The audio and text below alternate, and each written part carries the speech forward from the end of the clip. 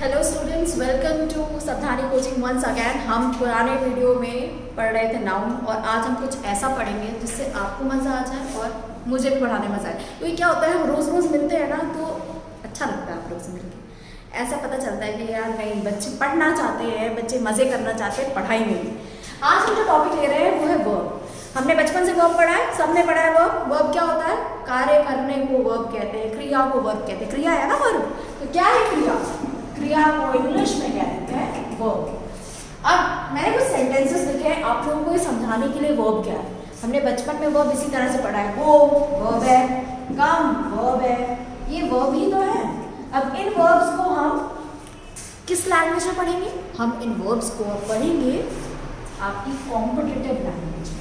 ध्यान दीजिए, जो वर्ब है वो दो तरह का होता है। अब उन दो तरह को पढ़ने से पहले हम पहले इन सेंटेंस में, he started his business in 1994। किसी भी बच्चों, ये बिल्कुल अच्छे से जहन पे बिठा लो, किसी भी एक जो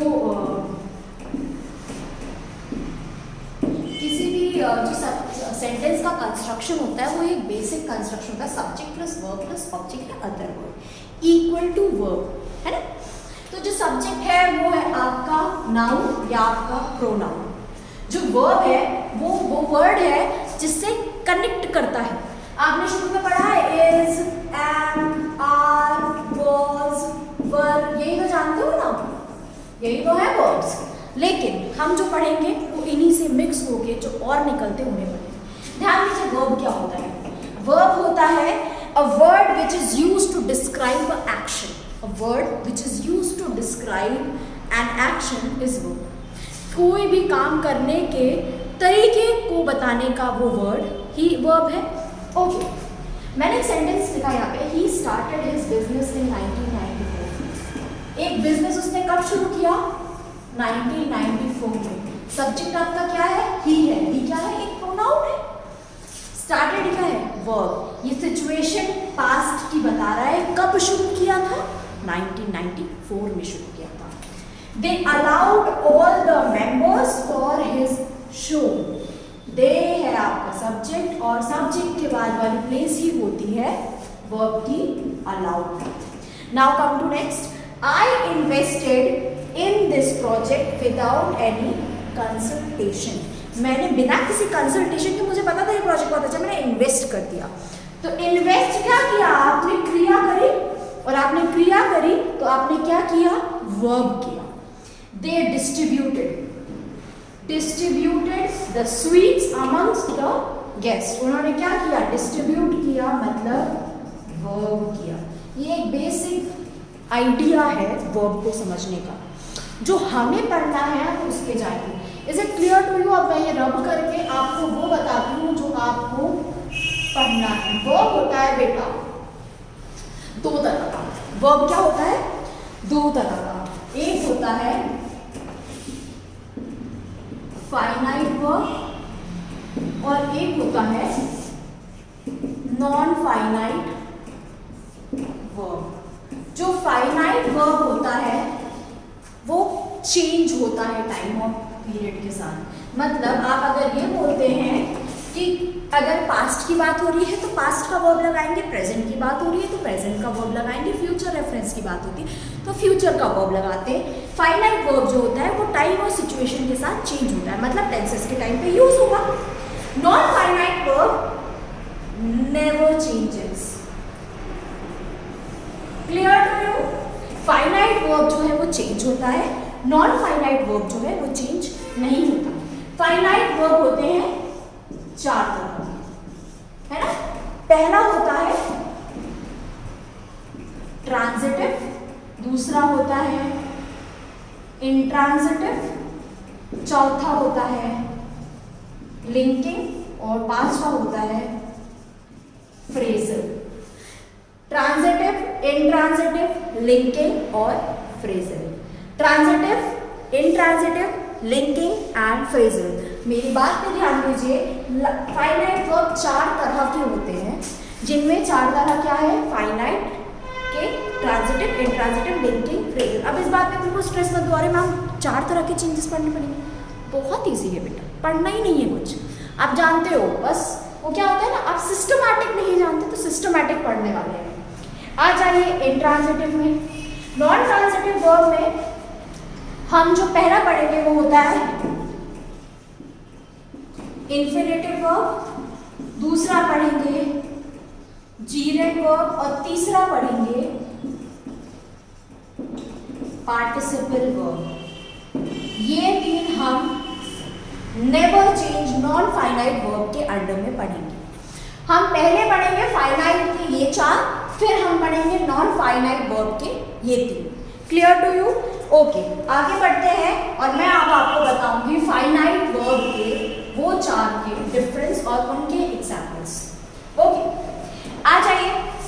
फाइनाइट वर्ब का हमने पहला क्या पढ़ा है? अच्छा, एक छोटा सा एग्जाम्पल चलो फाइनाइट और नॉन फाइनाइट का एक साथ देती हूँ ताकि आप लोगों को पता चल जाए क्या डिफरेंस होता है। He goes to play in the playground। पहला सेंटेंस। दूसरा सेंटेंस मैंने लिखा they go to play in the playground। Third क्या लिखा मैंने? he went to play in the playground। मेरी बात पे ध्यान दो, जो ये पार्ट है वो एज इट इज ऐसा का ऐसा है ना? ये है आपका नॉन फाइनाइट वर्ब। क्लियर? अब जो चेंज हुआ वो क्या हुआ? गोज, गो, वेंट, ये है आपका फाइनाइट। Clear to you?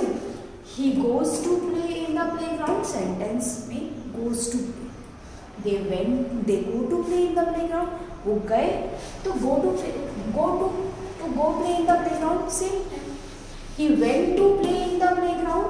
ध्यान दो, तीनों सेंटेंसेस में ये वाला पार्ट चेंज नहीं हो रहा। हमने वर्ब में दो पार्ट्स पढ़े हैं। पहला पार्ट क्या जो चेंज होता है? फाइनाइट। जो चेंज नहीं होता है वो नॉन फाइनाइट। फाइनाइट में ध्यान दीजिए ये चेंज नहीं हो रहा है, तो ये जो चेंज हो रहा है ये फाइनाइट है, जो चेंज नहीं हो रहा है ये नॉन फाइनाइट है।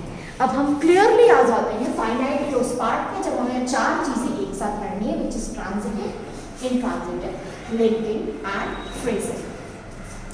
ट्रांजिटिव और इंट्रांजिटिव फाइनाइट वर्ब में टाइम ट्रांजिटिव और इंट्रांजिटिव पढ़ने को इजी रास्ता है। क्या है? इजी रास्ता। ट्रांजिटिव वर्ब जो है और इंट्रांजिटिव वर्ब जो है उसको समझने का बहुत आसान तरीका है। क्या है बच्चों? बहुत आसान तरीका है। ट्रांजिटिव वर्ब फॉलो करता है ऑब्जेक्ट। आपके पास ऑब्जेक्ट होना चाहिए जब आप ये वर्ब लगाओ। Intransitive verb never follow object. ये ऑब्जेक्ट को फॉलो नहीं करता, ये बोलता है भाई मुझे ऑब्जेक्ट की जरूरत ही नहीं है। आपने बोला, मैंने सुन लिया, हो गया। They play cricket in the playground. एक सेंटेंस मैंने बोला। दूसरा सेंटेंस मैंने कहा the bird fly in the sky. ध्यान दो मेरी बात पे। ट्रांजिटिव क्या कहता है? Follow object. इंट्रांजिटिव क्या कहता है? Never follow object. जब ट्रांजिटिव फॉलो करता है ऑब्जेक्ट तो ये क्या लगा हुआ है? प्ले क्या है? वर्ब है, और वर्ब के आगे देखो क्या ऑब्जेक्ट करता है? क्रिकेट, तो फॉलो कर रहा है ऑब्जेक्ट। इंट्रांजिटिव क्या बोल रहा है? नेवर फॉलो ऑब्जेक्ट, कभी फॉलो नहीं करता ऑब्जेक्ट, तो कभी फॉलो नहीं करता। द बर्ड फ्लाई क्या है? वर्ब है। अब वर्ब के आगे क्या लिखा हुआ है? नहीं, यहाँ तो प्रेपोजिशन लगा हुआ है। प्रेपोजिशन लगा हुआ है ना, तो भाई नहीं लगा हुआ है, नहीं है यहाँ पे कुछ भी ऐसा, तो ऑब्जेक्ट है ही नहीं, तो वो हो गया इंट्रांजिटिव। ऑब्जेक्ट दिख जाए तो हो गया भैया transitive. Clear to you? Okay, अब तो मुझे लगता है आप लोगों को पता ही चल गया कि इंट्रांजिटिव और ट्रांजिटिव में कितना डिफरेंस है। आगे जो मैं पढ़ाने वाली हूँ वो है लिंकिंग वर्ब। क्या होता है बेटा लिंकिंग वर्ब? किसी भी सेंटेंस में सब्जेक्ट और ऑब्जेक्ट को लिंक करने के लिए जब कोई वर्ड हमने इंट्रोड्यूस किया उसके बीच में, वो होता है linking verb. Linking verb generally बेटा दो तरह के होते हैं। आप इन्हें हमेशा से पढ़ते आ रहे हो, helping verb and modal verb, है ना, helping verb and modal verb. जो हेल्पिंग वर्ब होते हैं बेटा, ये होते हैं, इनको आप जाते हैं ऑक्सिलरी वर्ब, इनको आप जाते हैं अलग अलग तरह से, linking verb, auxiliary verb, helping verb, जानते हैं? इनमें 3 तरह के होते हैं, बी वर्ब, टू वर्ब और हैव। बी वर्ब मतलब is, am, are, was, were. Do verb मतलब do, does, did, has, have, have. ये है आपकी हेल्पिंग वर्ब। किसी भी सेंटेंस में आप बचपन से इनका यूज़ करते आ रहे हैं, ये आपके लिए बिल्कुल भी नए नहीं है ना, तो ये आप हमेशा से यूज़ कर रहे हो। मॉडल वर्ब क्या होता है? मॉडल वर्ब क्या होता है? मॉडल वर्ब बेसिकली होता है, मॉडल वर्ब बेसिकली एक सेटअप के साथ आपके सामने आता है। ध्यान दीजिए, लिखा है जहाँ पे भी मॉडल वर्ब रहेगा वर्ब के फर्स्ट फॉर्म के साथ लगेगा, मतलब इसमें क्या यूज़ नहीं होगा, टू प्लस वर्ब का फर्स्ट फॉर्म नहीं यूज़ होगा, वर्ब का सेकेंड फॉर्म नहीं यूज़ होगा, वर्ब का थर्ड फॉर्म यूज़ होगा, वर्ब के फर्स्ट फॉर्म में आईएनजी का यूज़ नहीं होगा। मॉडल वर्ब जहाँ पे भी आएगा वो वर्ब के फर्स्ट फॉर्म के साथ आएगा। क्लियर? ओके। लिंकिंग वर्ब में एक वर्ब होता है जो होता है मेन वर्ब। अभी हम पढ़ रहे थे शुरुआत में, मैंने स्टार्टेड हिज बिजनेस इन 1994, तो क्या है वो मेन वर्ब है। क्लियर? ओके। मॉडल वर्ब जो है वो होता है, अच्छा आपने सबने सुना होगा, ये तो अब बी वर्ब है ना, ये तो हेल्पिंग वर्ब। मॉडल वर्ब क्या होता है?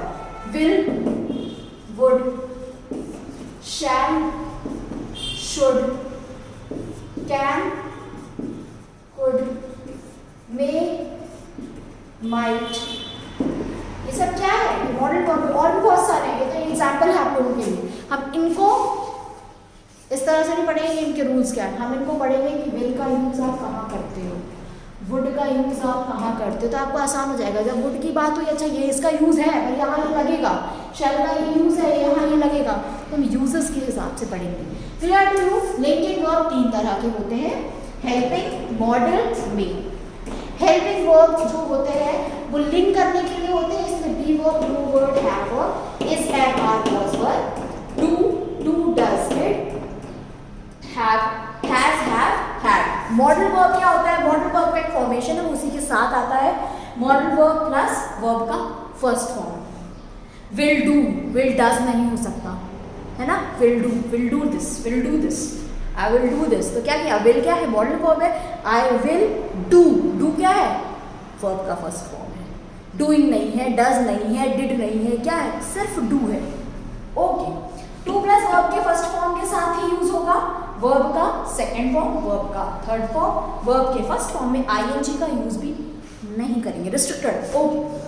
मेन वर्ब जो अभी मैंने आपको बताया, he started his business in 1994, उसने शुरू किया था कब? 1994 में शुरू किया था। तो ये मेन वर्ब है, स्टार्टेड, फिनिश्ड, क्या है? मेन वर्ब से। तो ये सारे काम आपको याद रखने हैं। जब विल है तो उसका पास्ट है वुड, शेल का पास्ट है शुड, कैन का पास्ट है कुड, मे का पास्ट है माइट, ऐसे और भी बहुत सारे हैं, हम आगे पढ़ेंगे। ओके, आ जाइए नेक्स्ट में। जब भी हम मॉडल वर्ब पढ़ते हैं तो हम मॉडल वर्ब में जनरल रूल हमें याद रखने पड़ते हैं। क्या होता है? हर टॉपिक में ना कुछ रूल्स होते हैं। आप बोलोगे मैम बहुत रूल्स पढ़ा रही, पर बेटा रूल पढ़ लोगे ना तो रूल क्या होता है? रूल आसानी से याद होते हैं। ट्रैफिक जैसे गाड़ी चलाना सीखते हो तो क्या होता है? रूल पहले याद करते हो ना कि हेलमेट पहनना है, कि इंडिकेटर देना है, कि हॉर्न बजाना है, एक्सीलरेटर कितना देना है, ब्रेक कितना लगाना है। तो क्या किया? रूल्स ही तो है। तो किसी भी टॉपिक में अगर आप रूल को याद रखते हो तो आपको टॉपिक बहुत आसानी से याद रहता है, इसलिए हम रूल्स के साथ टॉपिक पढ़ाते हैं। ओके, आ जाइए छोटे से काम पे। जनरल रूल में विल और शेल का हम पढ़ेंगे यूज, विल और शेल का यूज पढ़ेंगे, ठीक है। विल जब यूज होता है वो फर्स्ट पर्सन के साथ होता है, शेल जब यूज होता है तो वो सेकंड या थर्ड पर्सन के साथ यूज होता है। अब कुछ बच्चों ने जिन्होंने प्रोनाउन का वीडियो नहीं देखा वो बोलेंगे मैम ये फर्स्ट सेकंड थर्ड पर्सन क्या है? चलो आ जाओ प्रोनाउन पे। प्रोनाउन क्या होता है बेटा? which is used in place of noun is pronoun. आप बार बार नहीं बोलते Ram is a boy, Ram is a good boy, Ram reads in class 12, नहीं बोल सकते ना, तो आप उसकी जगह प्रोनाउन लेते हैं.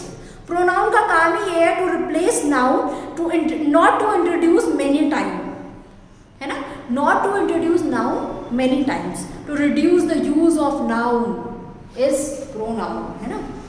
तो प्रोनाउन को 3 पर्सन होता है, first, second, third. First person क्या है, आई एंड वी, है ना. सेकेंड पर्सन है यू, थर्ड पर्सन है ही, शी, इट, दे और एनी नेम. अब मैं इनकी बात कर रही हूँ, आपको विल के लिए ध्यान दो मेरी बात पे. विल मैंने क्या बोला, प्रोनाउन फर्स्ट पर्सन और सेकंड पर्सन के साथ यूज होता है विल शब्द. ध्यान दो, जब आप बोलते हो प्रोनाउन तो प्रोनाउन से ही निकलता है फर्स्ट सेकंड थर्ड पर्सन.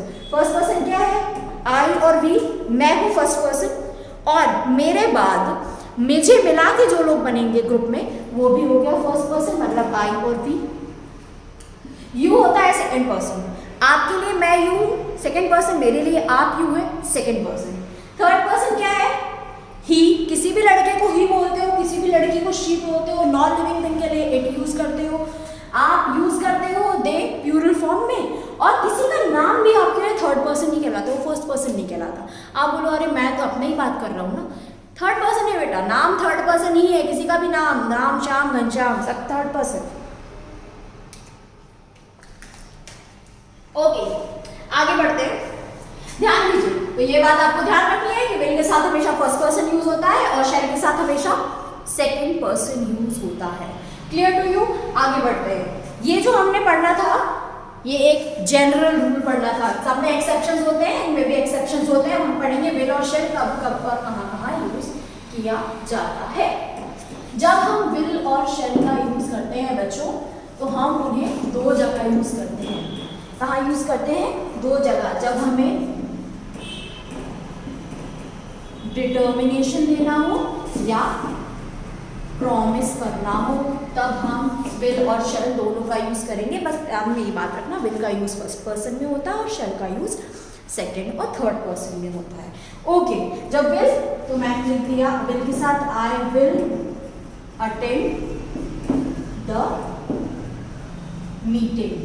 ध्यान दीजिए, मैंने विल का यूज फर्स्ट पर्सन के साथ. सेकंड में मैंने क्या लिखा, she shall attend the meeting.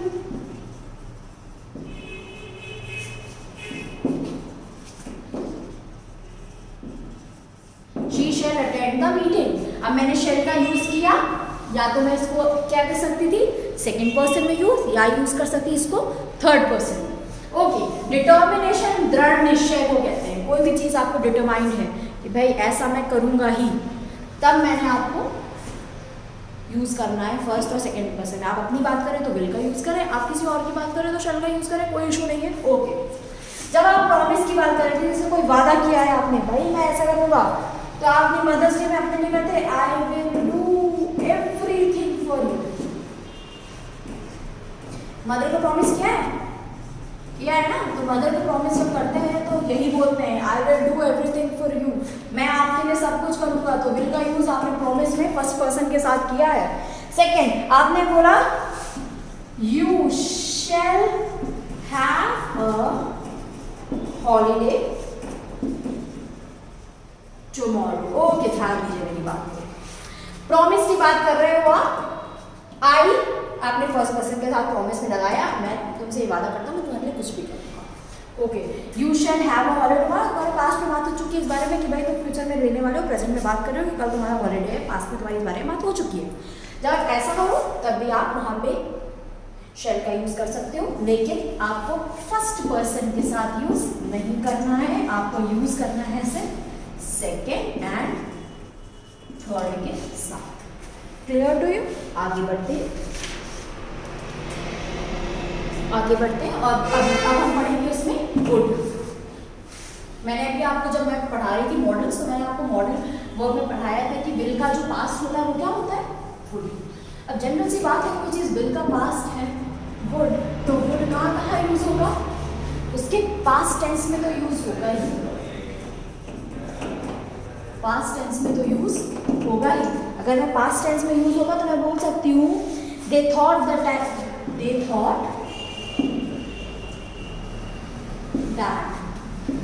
The teacher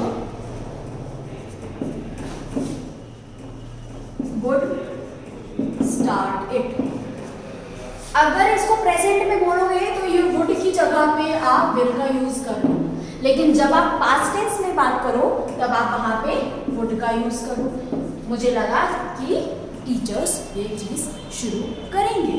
okay, next, कोई आपकी पास्ट हैबिट है, कोई आपकी पास्ट हैबिट है, ओके, तब भी आप यूज कर सकते हैं।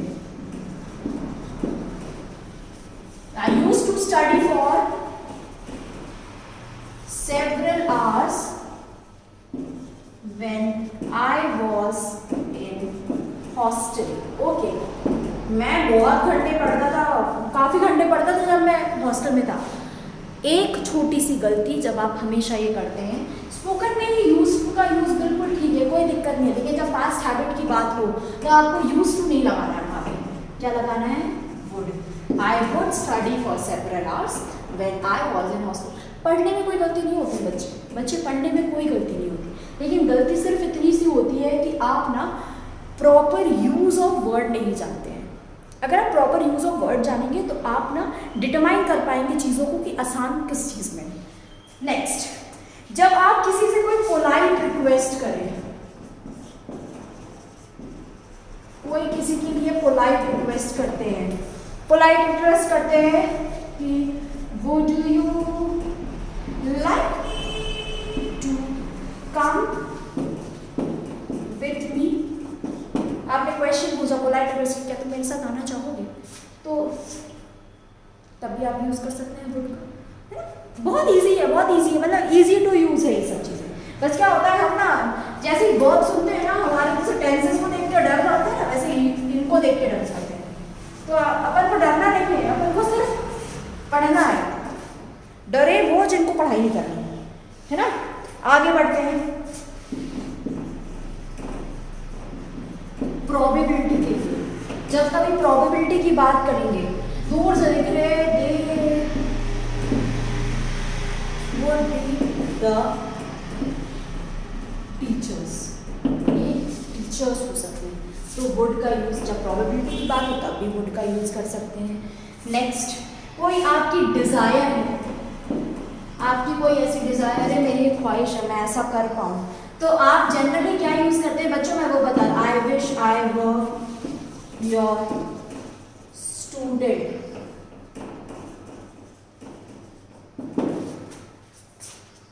आपने ये सेंटेंस बनाया, बोलते ऐसे ही हो ना आप लोग, क्या बोलते हो? I wish I were your student, काश मैं आपका स्टूडेंट होता। नहीं बच्चे, ऐसा तो बोलना ही नहीं है। आपको क्या बोलना है? आई वुड की जगह would that I were your student. Clear to you? Would that I were your student. अभी मैंने आपको क्या बताया? पुरानी किसी हैबिट के लिए past habit, past tense, polite request, उसके अलावा probability, and next is desire. आ जाते हैं प्रेफरेंस पे। प्रेफरेंस के लिए भी आप इसका यूज करते हैं।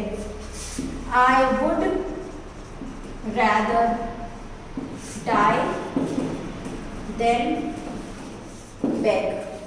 मैं मरना पसंद करूंगा बजाय भीख मांगने के। तो क्या किया? आपकी प्रेफरेंस है, प्रेफरेंस का चॉइस है। तो जब भी आपको इस तरह के यूजेस की बात हो तो आप वुड का यूज करें। Clear to you? आगे बढ़ते हैं। आगे अब हमें पढ़ना है शेल के आगे के लिए शुड।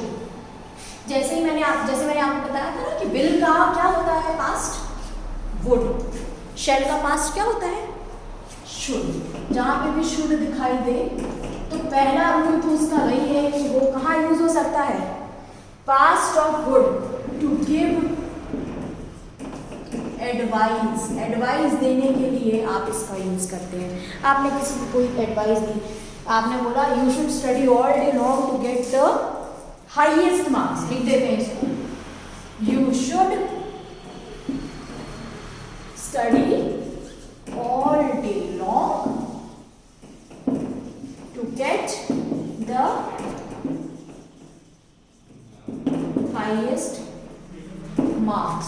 आपने एडवाइस दी है ना एडवाइस, पर एडवाइस कैसे दी है?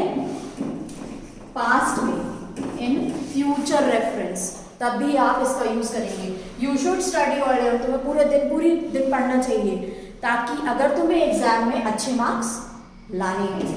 Clear to you? नेक्स्ट, जब आपको कभी एडवाइस देनी हो इन पास्ट में आपको कोई एडवाइस देनी है फ्यूचर रेफरेंस के लिए, तब भी आप इसका यूज कर सकते हैं। You should have studied all day long to get the highest marks. ध्यान दीजिए मेरी बात, किसी भी चीज को एडवाइस देना बट इन प्रेजेंट, तो ये क्या हो गया आपका एडवाइस इन प्रेजेंट। आपने कोई एडवाइस पास्ट में दी थी, आज उसका रिजल्ट है, आपने बोला मैंने तुम्हें बोला था तुम ऐसे करना, लेकिन तुमने किया नहीं, तो क्या हो गया advice in past. You should have studied all day long, अगर तुम्हें अच्छे मार्क्स चाहिए थे तो तुम्हें पूरे दिन पढ़ना था, तुमने पढ़ा ही नहीं, है ना? तो जब तुमने पढ़ा ही नहीं तो तुम कैसे उम्मीद कर रहे हो भाई कि तुम्हें अच्छे मार्क्स मिल जाएंगे? जब ऐसा हो तब भी आप वहां पे क्या यूज करेंगे? शुड का। चाहे प्रेजेंट की बात हो एडवाइस में, चाहे पास्ट की बात हो, आप शुड का यूज दोनों सिचुएशंस में इक्वली पार्टिसिपेट कर सकते हैं। ओके, आ जाते हैं थर्ड में। जब आपके पास ऐसे फ्रेजेस हो बेटा, जब आपके पास ऐसे फ्रेजेस हो, सो दैट या फिर इन ऑर्डर दैट, जब आपके पास ऐसे फ्रेजेस हो बेटा, तब भी आप वहां पे यूज कर सकते हैं शुड का। We made it very simple so that one should understand it.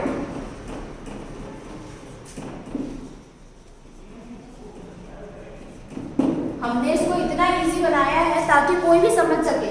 जहां पे भी आपको सो दैट या इसकी जगह इन ऑर्डर दैट का फ्रेज दिखाई दे जाए, आंखें बंद करो और वहां पे शुड का यूज शुरू कर दो।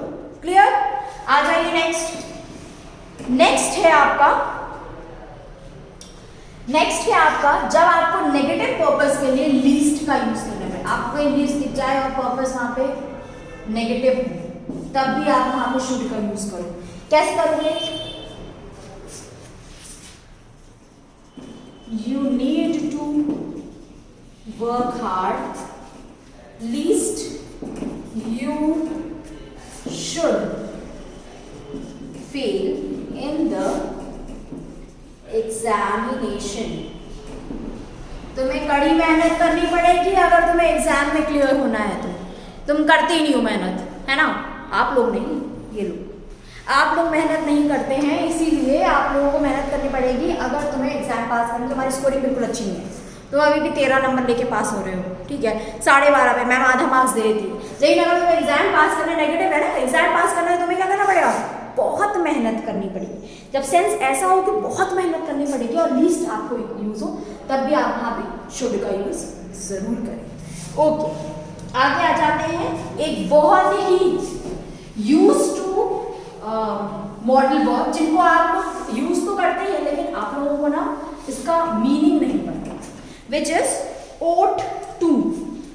क्या है? ought to का मतलब ही होता है कंपल्शन। किसी भी चीज को जब आप लगे कि अरे ये कंपल्सरी होता है, तब आपकी कोई मॉरल ऑब्लिगेशन हो या आपको अगर नहीं याद रहे तो कोई ड्यूटी हो, मॉरल ड्यूटी हो, तब आप वहां पे ought to का यूज करें।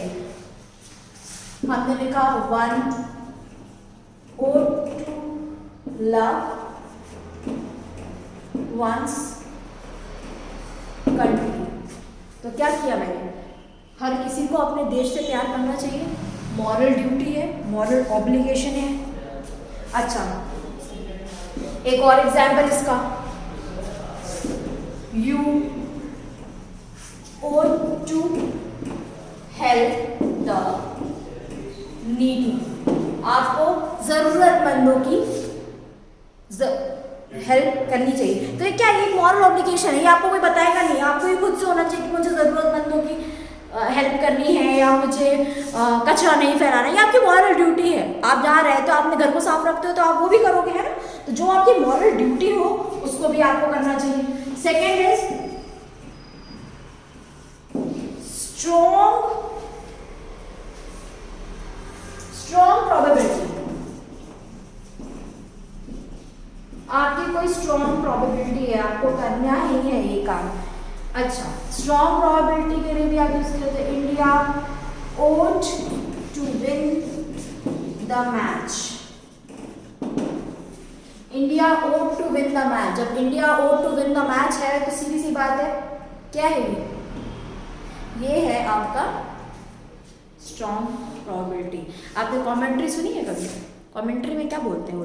यही तो बोलते हैं India out to win the match. अगर सबको कमेंट्री, इंग्लिश कमेंट्री क्या होता है, जनरली इंडिया में ना सबको ना हिंदी में कमेंट्री सुनते हैं, इंग्लिश में सुनो, इसका भी मज़ा आता है, कुछ समझ में आती कुछ नहीं आती, है ना। तो India out to win the match ज़रूर सुने, आपकी इम्प्रोवाइज हो जाएगी। पास्ट ऑब्लिगेशन, थर्ड इज जब आपका कोई पास्ट ऑब्लिगेशन हो, भाई मुझे ऐसा करना था, मैं कर तो नहीं पाया, तो आपका पास्ट ऑब्लिगेशन है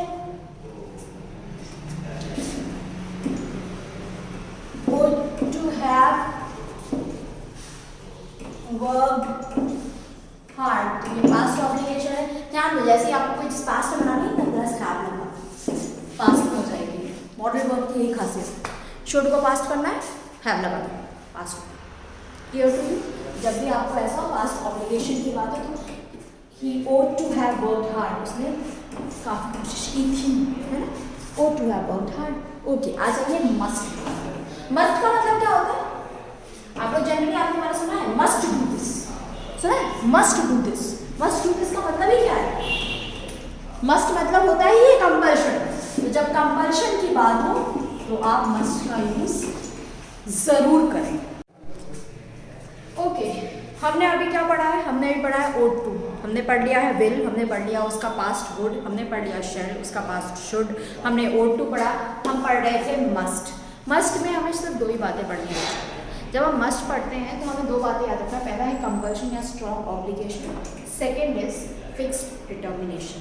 कोई भी बात जब आपको लगे कि कंपल्शन है या स्ट्रॉन्ग ऑब्लिगेशन, ऐसा करना ही पड़ता है, तब आप वहाँ पे मस्ट का यूज़ करें। अदर देन दैट, जब आपको फिक्स डिटर्मिनेशन हो, किसी भी चीज़ को फिक्स डिटरमाइन करना हो, अरे भाई ऐसा करना ही पड़ेगा, विच इज़ वेरी इंपॉर्टेंट, तब आप यहाँ पे मस्ट का यूज़ कर सकते हैं। दो सेंटेंसेस मैंने आपको एग्जाम्पल के लिए लिखे, ध्यान दीजिए। कंपल्शन और स्ट्रॉन्ग ऑब्लिगेशन में you must follow the rule, follow the instructions as you are told. जैसा तुम्हें बताया गया है वैसे ही करें। पेपर में देने जाते हो, जब पेपर देने जाते हैं और आप लोगों को पेपर का OMR शीट मिलता है, और या तो आप आजकल तो ऑनलाइन हो गया है, तो ऑनलाइन टेस्ट जब आप देते हैं तो क्या करते हैं वो लोग? जनरली क्या होता है उनका मेन मोटो, उनका क्या होता है? स्क्रीन पे इंस्ट्रक्शंस दिए होते हैं, आपको फॉलो करने होते हैं। वही बात है, आपको वहाँ पे मस्ट दिख जाएगा, you must follow the instructions as you are told. Next which is fixed determination. जब भी कोई फिक्स्ड डिटर्मिनेशन हो, it must be my bag behind the chair. तो हमें पता है पक्का यही है, मैं बोला चेयर के पीछे जो बैग रखा है वो मेरा, जो ब्लैक बैग रखा है, जो वाइट बैग रखा, पिंक ब्लू कुछ भी रखा हुआ है, आपको पता है वो फिक्स्ड डिटर्मिनेशन है कि वो मेरा ही है, तब भी आप यूज करेंगे। Clear to you? मस्ट आप कहाँ यूज करेंगे? कंपल्शन या स्ट्रॉन्ग ऑब्लिगेशन में, फिक्स्ड डिटर्मिनेशन में। जब आप ऐसा यूज करेंगे तब भी आप यूज कर सकते हैं मस्ट। आ जाते हैं कैन। कैन क्या है? कैन आप लोगों ने वो देखा है, आप लोगों ने यूज किया होगा। आप सब कोई जूते पहनते हैं, जूते आप लोग नाइकी के पहनते हैं, नाइकी के नीचे लिखा रहता है I can do it, I can do it. I can do it का मतलब ही क्या होता है? आई कैन डू इट का मतलब ही है, कैन का मतलब ही है कर सकता हूँ। तो पहला यूज ही है जब आपको पावर, एबिलिटी और कैपेसिटी की बात हो, तब आप वहां पे यूज कर सकते हैं। I can lift 50 kg weight, तब क्या है, पावर की बात हो रही है। पावर है कि भैया 50 kg वेट उठा सकते हैं। एबिलिटी है आई कैन लिफ्ट 50 kg, एबिलिटी के अंदर क्या 50 किलो वेट उठा लेंगे। कैपेसिटी है आपके अंदर कि भैया 50-60 किलो क्या है, मैं तो उठा ही लेता हूँ भाई। जब मैं उठा ही लेता हूँ तब आप वहाँ पे यूज करेंगे टू गिव परमिशन। जब आप किसी को कोई permission they, you can leave now. आपने किसी को तुम यहाँ से जा सकते हो, जब आप जा सकते हो तो यू कैन लीव नाउ। जब आपके पास ऐसी बात हो तब भी। थ्योरेटिकल पॉसिबिलिटी, थ्योरेटिकल पॉसिबिलिटी है कोई, everyone can make a mistake. अच्छा ये ह्यूमन नेचर है ना, हर किसी से गलती होती है, मुझसे भी वीडियो के थ्रू गलतियाँ हो जाती हैं, है ना। हम लोग एडिट कर करके थोड़ा थोड़ा डाल देते हैं और मजे करते हैं। तो हर चीज़ को एडिट क्यों करना पड़ता है, क्योंकि एवरीवन, ह्यूमन नेचर ही है भाई कि उनको गलतियाँ होती ही हैं। एक और भी आर्टिकल का देख लो, electricity can be harmful. Theoretical है भाई, सबको पता है बिजली जानलेवा हो सकती है, कैन बी हार्मफुल। कैन का यूज आप कहाँ कहाँ करते हैं, कैन का यूज आप करते हैं power, ability, capacity, to give permission, theoretical possibility, और एक और जो आखिरी है वो है हैबिट या नेचर। आप पढ़ाती हूँ मैं आपको हैबिट या नेचर।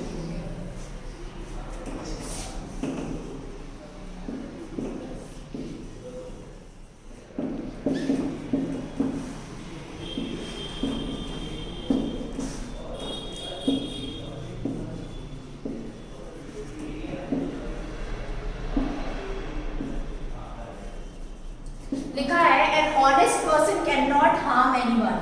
हैबिट या नेचर है, किसी का नेचर है कि भाई वो बहुत ऑनेस्ट है, तो जब ऑनेस्ट है तो आप वहाँ पे कैन का यूज कर सकते हैं। आपने यूज किया an honest person can not harm anyone, आपने इसी की जगह यूज कर दिया a cunning person can harm anyone. लेकिन जो एक कनिंग पर्सन है, जो एक चालाक है, वो किसी को भी परेशान कर सकता है। जब ऐसी तो कंडीशंस हो तब वहाँ पे आप कैन का यूज कर सकते हैं। मैंने आपको 4 चीजें बताई, to give permission, power, ability, capacity, theoretical possibility, उसके अलावा हैबिट या नेचर। अब आ जाते हैं हम वुड पे। जब हम वुड पढ़ते हैं ना बच्चे, तो वुड का याद रखो, वुड जो है वो वुड का कैन का पास्ट है।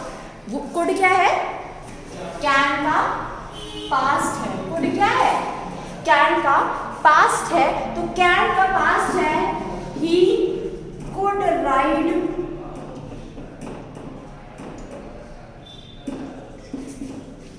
His bicycle. तो ये हो गया पास्ट में, लेकिन अगर मैं इसकी जगह पे यहाँ पे यूज करूँ कैन, तो ये हो जाएगा बेटा प्रेजेंट में। मैंने लिख दिया he could ride his bicycle which is past. पर अगर मैं कैन में इसको लगे he can ride his bicycle, तो ये क्या हो जाएगा आपका प्रेजेंट में हो जाएगा। नाउ कम टू, आपको किसी से पोलाइट रिक्वेस्ट करनी है, किसी से कोई पोलाइट रिक्वेस्ट करनी है। Could you give me a favour please. जब आप किसी से पोलाइट रिक्वेस्ट करें, क्या तुम मेरे लिए एक फेवर करोगे, क्या मेरे लिए एक छोटा सा काम करोगे, तो जब आपने किसी से पोलाइट रिक्वेस्ट करिए तब भी आप वहाँ पे क्या यूज करेंगे, आप यूज करेंगे वहाँ पे कुड। तो मतलब पास्ट टेंस ऑफ कैन तो हम यूज करते हैं पहला रूल, और दूसरा जब हम पोलाइट रिक्वेस्ट की बात करते हैं तब भी हम वहाँ पे कुड का यूज करते हैं। Clear to you everyone? Okay, आगे बढ़ते हैं। अब हम यूज करेंगे मे का। मे का किसका, मे। मे का मतलब ही क्या होता है, बचपन से बोलते हैं मैम मे आई कम इन, क्या बोल रहे हो, मे आई कम इन। मे आई कम इन का मतलब ही क्या है, मे आई कम इन टू टेक और गिव परमिशन। जब टेक और गिव की परमिशन हो तब आप वहाँ पे मे का यूज करना है बच्चे। ध्यान दो, आपने लिखा टेक और गिव में, मे आई गो नाउ, तो ये लिख दिया यू मे गो नाउ। ये क्या हो गया, ये हो गया to take and to give permission. Clear? आ जाइए नेक्स्ट में। नेक्स्ट आपसे कहता है पॉसिबिलिटी या uncertainty.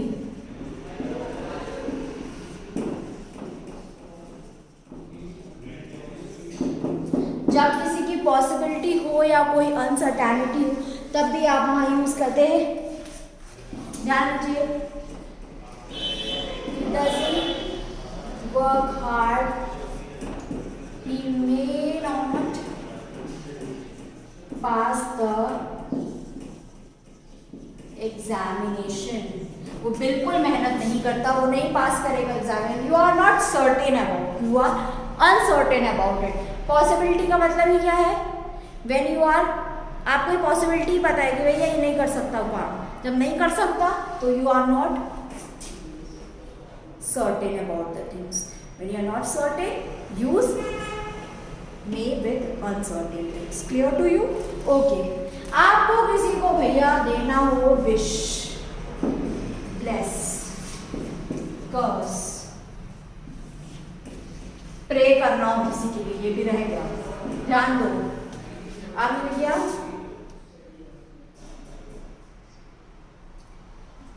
May you go to hell, भाड़ में जाओ, तो भाड़ में जाओ तो तुमने बोल दिया may you go to hell. इस जगह आपने किसी को कोई ब्लेसिंग दी, may you achieve everything in your life.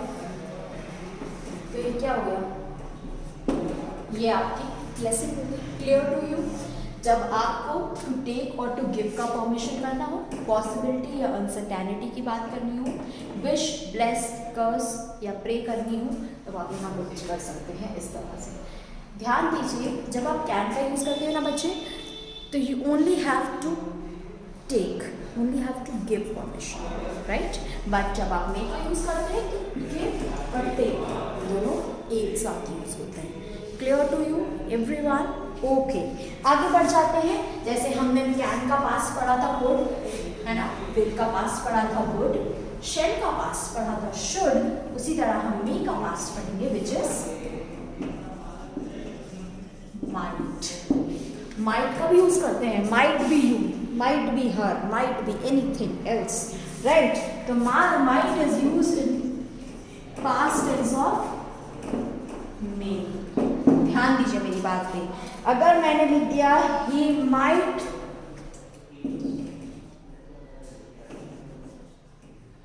I told you he might have worked hard. मैंने उससे कहा था उसने काफ़ी मेहनत करी है, ये माइट हैव वर्कड हार्ड, तो ये इनडायरेक्ट डायरेक्ट वाला स्पीच है, आपको ज़रूर इसमें काम आएगा। आपको नेक्स्ट है लेस पॉसिबिलिटी। कोई लेस पॉसिबिलिटी की बात हो तब भी आप उसका यूज उसके साथ कर सकते हैं। ध्यान दीजिए, आपने कहा there is no cloud of rain, it might not rain today। आज बारिश के बादल नहीं दिख रहे, शायद आज बारिश ना हो, तो क्या किया आपने, might not rain today, तो आपने वहाँ पे क्या किया, might का यूज़ किया। Clear to you? Is it clear to everyone किस तरह से आपको करना है? ओके, आगे बढ़ते हैं। ओके, अभी हमने पढ़ा मे, हमने उसका पास्ट फॉर्म पढ़ा माइट। आज आते हैं एक छोटा सा यूज़ जो बहुत बेनिफिशियल होता है, हम हमेशा अपने स्पोकन में यूज़ करते हैं पर हम इसका बेसिक यूज़ नहीं जानते, which is used to. Use to का मतलब ही क्या होता है, जनरली जो काम हम हमेशा करते हैं ना उसको हम यूज टू यूज़ करते हैं, पर हम इस चीज़ में हमेशा गलत तरह से लेते हैं बच्चे। जब हम कोई चीज़ रेगुलरली करते हैं तो हम यूज टू बोलते हैं, यूज टू आपको अलग तरह से समझना है। I use to study. अब आप एक बात ध्यान में रखिए, जहाँ पे भी टू लग जाएगा उसका काम वर्ब की फर्स्ट फॉर्म ही लगेगा, है ना? तो यूज टू स्टडीड नहीं हो सकता, यूज्ड टू स्टडी नहीं हो सकता, यूज्ड टू स्टडी ही रहेगा. I used to study for several hours when I was in hostel. Used to का पहला यूज, टू के बाद वर्ब का फर्स्ट. बच्चे ध्यान दो, जैसे ही आ जाता है एक फॉर्मेशन, जब आपको आई सब्जेक्ट के बाद बी वर्ब आ जाएगा. बी वर्ब क्या है, फिर से याद दिला दूं, इज, एम, आर, वॉज, वर, ये क्या है, ये बी वर्ब है ना. इसके अलावा do, does, did, has, have, had, ये क्या है, ये बी वर्ब है. जब ऐसा आपको दिखाई दे तब भी आप वहाँ पे एक फॉर्मेशन फॉलो करते हो. तो आप टू प्लस वर्ब के फर्स्ट फॉर्म के साथ नहीं चले, तब आप किस तरह से चलते हो. वैसे तो टू प्लस वर्ब के फर्स्ट टू के साथ आपको वर्ब का फर्स्ट फॉर्म ही यूज करना है, लेकिन अगर आपको यूज टू के आगे बी वर्ब दिख जाती है तो आपको वर्ब के फर्स्ट फॉर्म के साथ आईएनजी का यूज करना है. क्लियर. लिखा हुआ है मैंने sentence, I was use to study. I was used to study for several hours when I was in hostel. आइए ध्यान दीजिए, यहाँ पे सब्जेक्ट के बाद ये लगा हुआ है बी वर्ब. अभी हमने पढ़ा यहाँ पे देखो, is, am, are, was, were. To verb के फर्स्ट फॉर्म में आईएनजी का use. Study, study for several hours when I was. To तीसरा यूज आप कब करते हो बेटा, जब सेंटेंस पॉजिटिव हो, चाहे सेंटेंस नेगेटिव हो, अफर्मेटिव हो या इंट्रोगेटिव. ध्यान दीजिए, लिखा हुआ है I use to study when I was in hostel. Okay, जब मैं पढ़ता था तब, जब मैं हॉस्टल में था तब मैं कब पढ़ता था. I use not to study for several hours. बच्चों, आप लोग एक छोटी सी गलती हमेशा करते हो. जब आपको नॉट लगाना होता है ना किसी चीज में, तो आप टू के बाद नॉट लगा देते हो. एक एरर ये आता है, आपको ये वाला फॉर्मेशन याद नहीं रखना है. आपको जब ऐसा फ्रेज दिखे जिसमें साथ में टू लगा होता है, चाहे ओड टू की बात करो, चाहे यूज टू की बात करो, तब आपको क्या करना है, आपको ओड टू नहीं, ओड टू नॉट नहीं लिखना, यूज टू नॉट नहीं लिखना है, आपको लिखना है used not to. Clear to you. आपको टू के बाद नॉट नहीं लगाना, टू के पहले नॉट लगाना है. Is it clear to you. Okay. Affirmative sentences और नेगेटिव सेंटेंसेस में भी आप I use to study when I was in hostel, I use not to study when I was in hostel. Clear to you. Okay, आगे बढ़ते हैं. आगे हमारा topic है need, need not, dare, dare not. Okay, आ जाइए आप. जितना भी पढ़ा रहे बच्चे, आप लोगों के एग्जाम्स के लिए ही है, इसीलिए कोई भी क्लास आप मिस ना करें, जरूर आए, ताकि आपको ये पता चले कि आपको क्या पढ़ना है और आप क्या गलत पढ़ रहे हैं और क्या सही पढ़ रहे हैं. बेसिकली क्या होता है, मैंने आपको पहले वीडियोस में बताया, आप लोग जनरली ना वो चीज़ें पढ़ते हैं जो आपको पढ़ना है, और वो चीज़ें नहीं पढ़ते जो आपको एक्चुअली पढ़नी है ना. तो जो एक्चुअली पढ़नी है उसका गाइडेंस हम दे रहे हैं, आप उसकी प्रैक्टिस ठीक करेंगे. दूसरी बात, बच्चे आप लोगों को आरसीज आते हैं, है ना. जो आप लोगों को आरसीज आती है स्टूडेंट्स, तो आप लोगों को आरसीज क्या डिमांड करती है, आपकी रीडिंग स्किल्स. आपको अपनी रीडिंग बेहतरीन करनी है बच्चों, बेहतरीन. आप उसके लिए इंग्लिश न्यूज़पेपर पढ़िए, इंग्लिश नॉवेल्स पढ़िए, इंग्लिश पिक्चर्स देखिए, आप बहुत सारी तरह से अपनी रीडिंग अच्छी कर सकते हैं. प्लीज़, अगर आप ऐसा करेंगे तो आपके लिए नहीं, आपके स्किल इम्प्रूवमेंट के लिए भी अच्छा है. कौन नहीं चाहता अच्छा इंग्लिश बोलना, हर कोई चाहता है, लेकिन उसके लिए थोड़ा सा आपको टाइम देना होता है ना. टाइम देना होता है. आपका चाइल्डहुड बहुत अच्छा था, लेकिन आप मेमोराइज करने के लिए अगर आपके पास वीडियो है तो आप उसको देखते हो ना. What you use to do, आप देखते हो उसे, आप देखते हो तो आप उसको टाइम देते हो. वैसे ही आपको बार बार बार बार टाइम देना पड़ेगा. Clear to you everyone. Okay, आ जाइए. Need, need not, dare, dare not.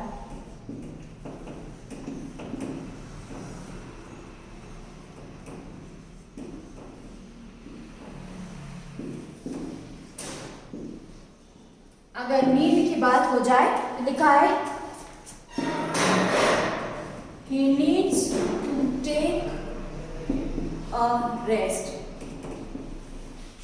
अगर मैं इसको नीड के साथ नेगेटिव कर दूंगी, he need not to take a rest.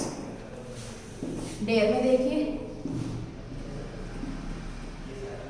he dares to speak in front of his father. एक पॉजिटिव है डेयर का, he dares not to speak in front of his father. आ जाइए बच्चों, ध्यान दीजिए मेरी बात पे। नीड जब यूज करेंगे तो पॉजिटिव सेंस में यूज करेंगे, जहां पे भी नॉट लग जाता है बच्चे तो वो वैसे भी नेगेटिव हो जाता है ना। तो नीड आपने क्या यूज किया, पॉजिटिव सेंस में यूज किया। नीड का मतलब है positive, he needs to take a rest, उसे आराम की जरूरत है। आपने जब नॉट लगाया तो मैंने आपको पहले अभी एक कंडीशन बताई कि आपको जहां नॉट लगाना और अगर 2 प्लस वर्ब का फर्स्ट फॉर्म आ गया तो 2 के आगे नॉट लगाइए, है ना। तो ये बात आपको बिल्कुल जहन में रखनी है। Need not, he needs not to take a rest, तो need not to take a rest. Okay, अच्छा कुछ चीजें ना एस लगाने या एस या ईएस लगाने से ना बच्चे सिंगुलर हो जाते हैं। तो अभी हमें यहाँ पास सब्जेक्ट सिंगुलर था तो हमने नीड को सिंगुलर कर दिया। नीड क्या है, अनकाउंटेबल नाउन है ना। नीड किसकी कितनी नीड है आप कैसे बता सकते हैं, 4% नीड है, 10% नीड है, 15% नहीं बता सकते। नीड इज अनकाउंटेबल, है ना। अनकाउंटेबल को जब आप सिंगुलर बनाओगे तो आप क्या बनाओगे, उसमें एस लगा दोगे, ठीक है। ओके, डेयर या dares not, dare not, he dares to speak in front of his father, उसकी हिम्मत है भैया, अपने बाप के सामने बात कर लेता है। He dares not to speak in front of his father, उसके अंदर दम ही नहीं है अपने फादर से बात करने, तो डेयर्स नॉट और dare. Clear to you everyone? Okay, आगे बढ़ते हैं, विच इज फ्रेजल वर्ब। हमारा लिंकिंग वर्ब का लास्ट पार्ट है, which is phrasal verb.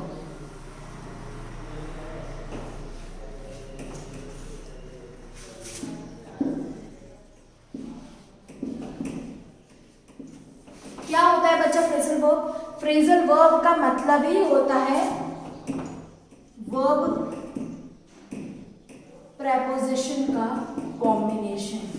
Verb और प्रेपोजिशन के कॉम्बिनेशन को ही हम कहते हैं फ्रेजल वर्ब। फ्रेजल वर्ब मतलब जब वर्ब और प्रेपोजिशन साथ में लग जाता है तो वो हम काउंट करते हैं एज अ फ्रेजल वर्ब। अगर मैंने कहीं लिखा है एक्ट ऑन या लिखा है एक्ट अपॉन, एक्ट ऑन का मतलब ही होता है टू अफेक्ट, लेकिन एक्ट अपॉन का मतलब होता है